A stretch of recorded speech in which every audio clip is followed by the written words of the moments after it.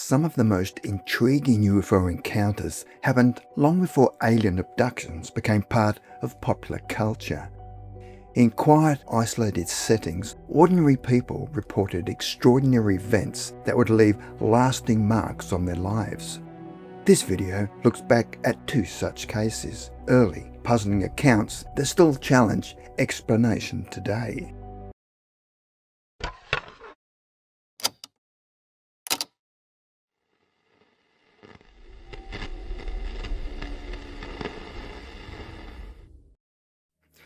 The Tujunga Canyon Abductions. On the night of March the 22nd of 1953, Sarah Shaw was a young artist staying at a cabin in Tujunga Canyon with her friend Jennifer Stevens. Suddenly, at around 11 p.m, an intense white glow came through the windows of the cabin, and her initial thought was that it was either the moon or the headlights of a passing car. But it was too bright and strangely steady. It was at this stage that the two young women started to feel uneasy. Then, to their horror, small thin figures began to materialize inside the cabin. They looked humanoid and had large black eyes and were wearing silvery clothing. They were about 4 to 5 feet tall. What was most startling was that they didn't just walk in through the door, but came directly through the walls, as though solid didn't matter. It defied science. Sarah attempted to move, but found she was paralyzed, and the same affliction affected Jennifer. All of a sudden, both women felt themselves being lifted into the air. Not physically carried, but drawn upwards as if by an invisible force, and they floated through the doorway and into the light outside. The next thing Sarah recalled was being in a circular metallic room inside a strange craft. The room was softly lit, with curved walls and no visible seams, and strange tables or platforms lined the space. The beings moved about efficiently, not speaking with mouths, but appeared to be communicating with them telepathically, leaving a calm but commanding presence in the women's minds. Sarah was then placed on a table where a long rod-like instrument with a glowing tip was passed slowly over her body. She felt tingling and heat, but there was no pain, and Jennifer described similar treatment. The beings appeared to be focusing on their abdomen and head, as though scanning or probing for unknown purposes. The next conscious memory both women had was being back in the cabin and lying on their beds. After checking their watches, they found that hours had passed, where they thought only minutes had gone by. The following morning, they both felt exhausted, along with vague soreness and small red marks on their bodies. In the late 50s and 1960s, Sarah would have recurring episodes of missing time while driving alone through the canyon, and would often wake up with unexplained burns or triangular marks on her skin. Meanwhile, Jennifer was experiencing recurring dreams of being lifted from her bed by glowing figures. At this stage, neither thought about aliens, but thought of it as more like having nightmares, even something paranormal. However, in the early 70s, Sarah and Jennifer started to reconnect more and realized their strange dreams were overlapping in detail. Other women who had spent time with them in the canyon also began reporting odd lights, time loss, and abduction-like dreams. One friend recalls being frozen in place outside the cabin while a glowing object hovered silently above. The women neither spoke about it for years, not even to each other. It was only in the 1970s, under research and hypnosis, that the full sequence was pieced together. Druffel was an experienced UFO investigator, and D.Scott Rogo was a respected parapsychologist and writer, known for his work in the field of paranormal phenomena. Between 1976 and 1978, Druffel and Rogo did a series of hypnosis sessions, and it was at these sessions where Sarah was able to recall being examined with instruments, being shown an image of a pattern of stars that was projected onto a curved wall, and she felt the beings were telling her that they came from far away, but didn't understand the specifics. The message wasn't words so much as a deep impression of distance and mission.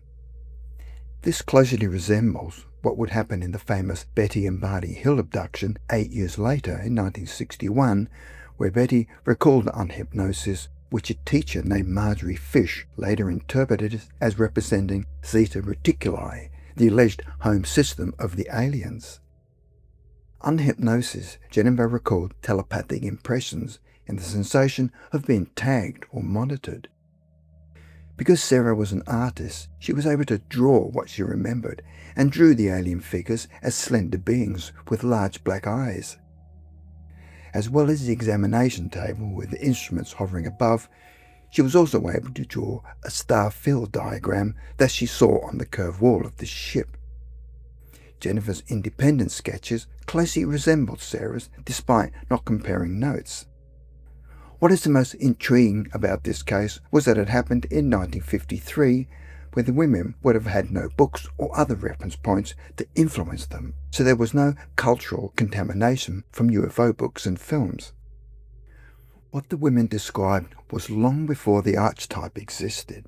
The imagery they described was unusual for the 1950s, with the spacecraft interiors, surgical instruments, and star maps, which was years before those motifs became common in abduction lore.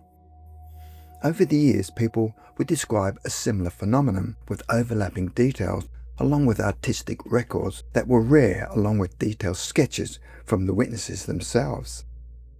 As for Sarah and Jenny, the experience left them with a psychological depth with lifelong effects such as anxiety, fascination with the stars, and a sense of being watched. The reason why the particular case matters is because it predates popular abduction narratives, meaning it can't be easily dismissed as copycat. The Tujunga Canyon case never reached the fame of Hill, Walton, or Pascagoula, but researchers see it as one of the earliest multi-witness abduction chronicles, along with the consistency and the early date makes it historically important. In 1980, Druffel and Rogo published an account of the abduction called the Tujunga Canyon Contacts that documented their 1953 abduction and their episodes of missing time and marks the hypnosis findings and the psychological toll on the women. Corporal Pachita abduction. This following event took place in Argentina, near the city of General Pico, in March 2006. Corporal Luis Sergio Pachita, 31, was a police officer, and on that day, in March, his routine changed when he was asked to work on his day off. Corporal Pachita began patrolling at 7:30 p.m. and drove about 80 kilometers until he reached a place known as El Cruji de las Canas. Whilst there, he observed a strange glow in the woods, initially believing it could be poachers. After stopping the vehicle and removing his helmet, he got off the motorcycle. He walked around but could not see or hear anything. As he was about to get back on the motorcycle, two strange lights about 50 meters away appeared, and in an instant he became paralyzed, leaving him no time to draw his weapon or react. He was able to move his hands, but a strange tingling sensation ran through his body. Then a few seconds later, he found himself disarming his radio, pistol and cell phone, and does not remember why he did it. Suddenly, in desperation, he called the man he had replaced on patrol, called Marcelo Villegas, and said, "Come to Las Canas, you know what's happening," then switched off the phone. Officer Villegas immediately called emergency, and within 10 minutes, the head of the radio command arrived on the scene and found his abandoned motorcycle. Then they located his radio and firearm. Corporal Pachita appears to have vanished. A perimeter was set up, and all available units were notified to search for the missing officer, and they proceeded to walk cross-country, following his footsteps. The entire police force was now searching for Corporal Pachita, who disappeared under unusual circumstances. At 2 a.m, a strong storm hit the area, complicating everything and erasing his footprints. Around 4 p.m, the following day, in a place known as El Triangulo, Corporal Pachita appeared about 30 kilometers from where he was last seen. The landowner, Luis Alberto Barbero, found him sitting by the dirt road, with his face hidden between his arms. Barbero attempted to communicate, but Corporal Pachita was silent and showed no reaction. Barbero called the emergency number, and minutes later all units, along with an ambulance and various media outlets, arrived. Corporal Pachita talked about something in his head, telling him, "If you stay here, we'll come back for you." Slowly the young officer regained his composure. When he stood up, he hugged Commissioner Inspector Roberto Ayala and cried. When he reached the hospital, they found burns on his feet with blisters with small dots. Corporal Pachita insisted on being taken to a dark room because the light gave him intense pain. The photosensitivity lasted for a while. He had always had impeccable behaviour, with no sign of mental illness, and it was revealed that a few days before his disappearance, he reported seeing strange lights in the sky in the same area. The officer eventually came to the conclusion he'd been abducted by aliens, and while in captivity had suffered some kind of traumatic experience that affected him mentally, and he'd lost his memory. However, he did remember something, saying, "I felt like I was inside my mother's belly. Then I started remembering things from my childhood. It was like it was my life in slow motion. I don't know how long it lasted." During the investigation, they discovered that during the 18 hours that they were looking for him, Pachita had not eaten or drank anything, which was disclosed by the hospital, but for some reason, he showed no signs of dehydration. Also, when Pachita was found, his clothes were completely dry and not even dirty, but it had been raining heavily. According to the local newspaper, Corporal Pachita told them that he was contacted by two beings of short stature with red eyes who gave him orders. He said that he tried to run from them and could not explain how he arrived at the place where he was found. In May 2013, Corporal Pachita was compulsorily retired because he was unable to return to work due to the trauma from the experience. His disappearance remains a mystery, but everything suggests he was abducted. Corporal Pachita, however, describes vague images from that night, seeing the field from above, feeling like he was aboard something and witnessing everything illuminate as he passed by.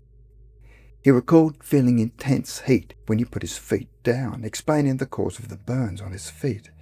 But he never wants to go through the same thing again and avoids going to Las Canas and possibly experiencing a similar situation.